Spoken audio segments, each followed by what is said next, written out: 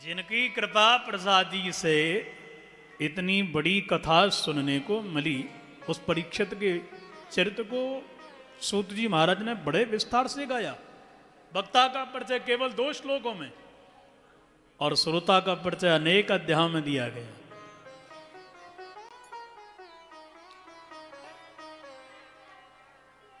यदा मृधे कौरव सृंजयाना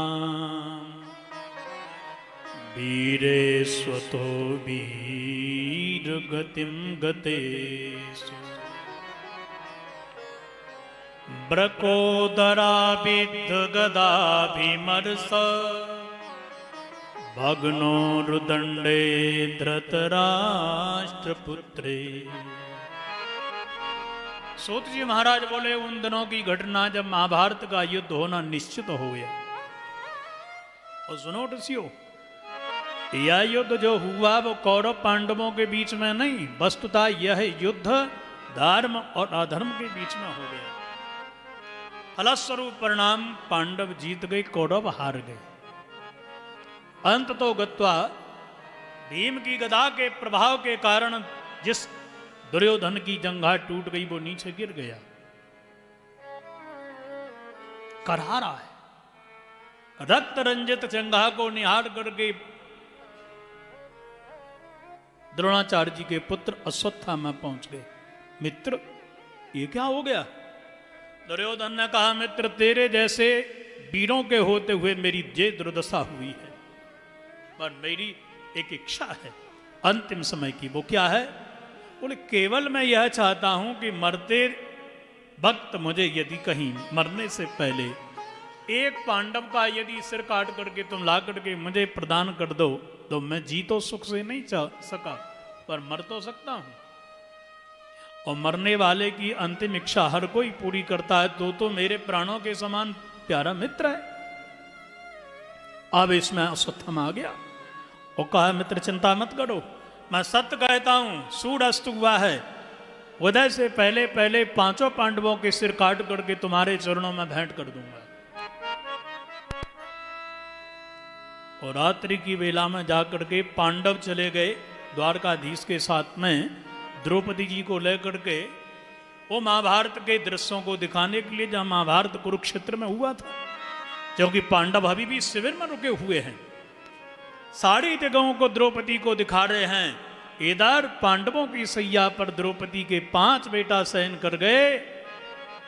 इस अश्वत्थामा ने जाना कि यही पांडव हैं, सो 5 बेटाओं के सिर काट के वस्त्र में बांध के दुर्योधन के पास में लेके पहुंच गया और जाकर के बोला, मित्र देखो, जैसा कहा वैसा मैंने किया।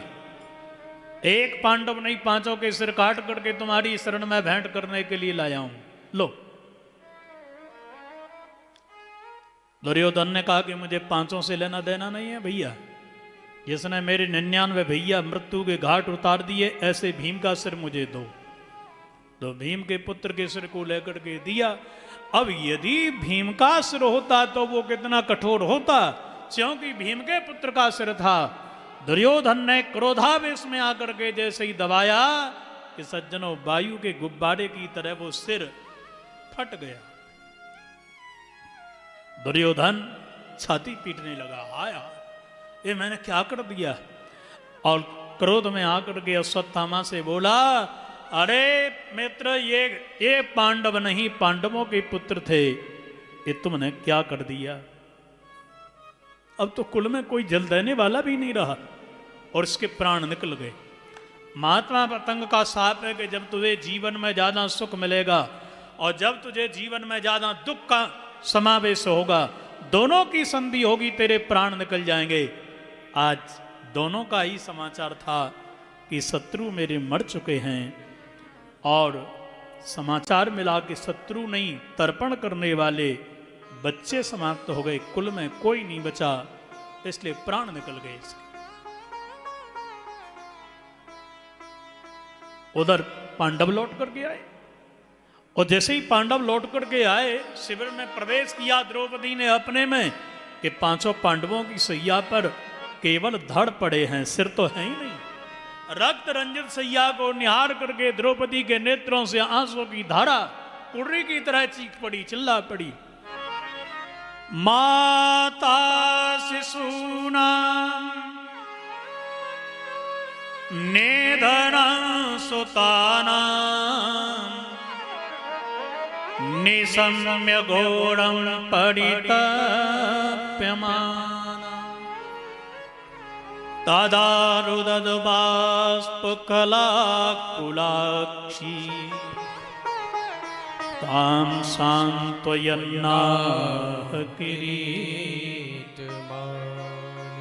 नेत्रों से आंसुओं की धारा लग रही है, पुत्रों की मृतदेह को निहार करके कुर्री की तरह रो रही है।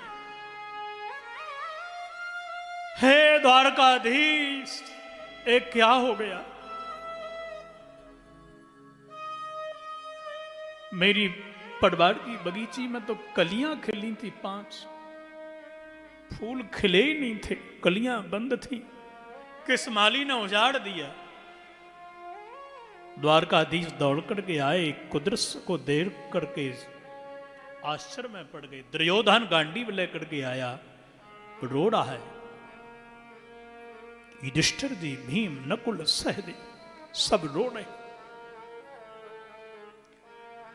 अर्जुन ने कहा, मित्र द्वारकाधीश, अब तो मैं कहीं का नहीं रहा। महाभारत का युद्ध इसलिए जीता था कि हम हस्तिनापुर इंद्रप्रस्थ की राजा बनेंगे। एक बेटा शत्रु ने घेर करके अभिमन्यु को मार दिया, इसलिए शांत रहे कि 5-5 जिंदे हैं, पर अब तो कोई है ही नहीं, हमारे कुल में ही नहीं बचा, हम भी जिंदा रह करके क्या करेंगे? क्योंकि अर्जुन को, पांडवों को ये घटना का पता है ही नहीं कि हमारे कुल में परीक्षित आने वाला है।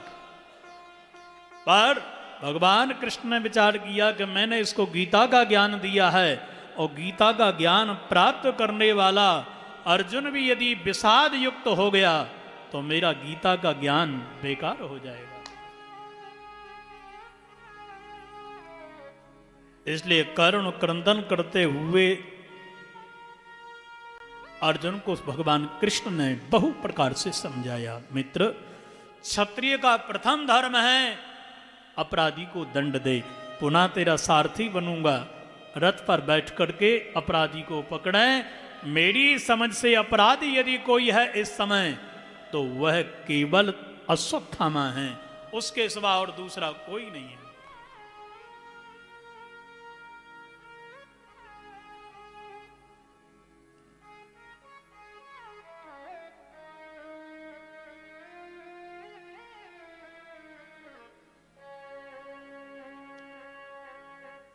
बोलो गुरुदेव भगवान की जय। हरे कृष्ण कृष्ण कृष्ण हरे हरे, कृष्ण हरे कृष्ण कृष्ण कृष्ण हरे हरे, हरे राम राम राम हरे हरे, हरे कृष्ण कृष्ण कृष्ण हरे हरे, हरे राम कृष्ण कृष्ण कृष्ण हरे हरे, हरे राम राम राम हरे हरे, हरे राम राम राम हरे हरे, हरे कृष्ण कृष्ण कृष्ण कृष्ण हरे हरे, हरे राम हरे राम राम राम। पूज्य गुरुदेव भगवान हमारे मध्य में विराजमान हो चुके हैं।